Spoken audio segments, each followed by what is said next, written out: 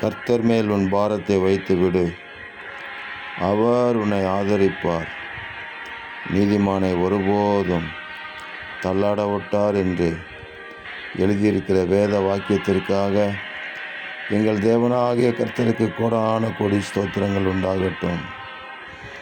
நானோ தேவனை நோக்கி கூப்பிடுவேன், கர்த்தர் என்னை ரட்சிப்பார் என்று நாங்கள் வாசிக்கிற வசனத்தின்படி இந்த நாளிலும் உம்முடைய ஒத்தாசைக்காக நாங்கள் காத்திருக்கிறோம். நீர் எங்களை ஆதரிக்கிறவர், எங்களை ஒருபோதும் தள்ளாட ஒட்டாத எங்கள் தேவனாய் இருக்கிறதற்காக உங்களுக்கு கோடான கோடி ஸ்தோத்திரங்கள். ஆமென். என் நுகத்தை உங்கள் மேல் ஏற்றுக்கொண்டு என்னிடத்தில் கற்றுக்கொள்ளுங்கள் என்று சொன்னீரே.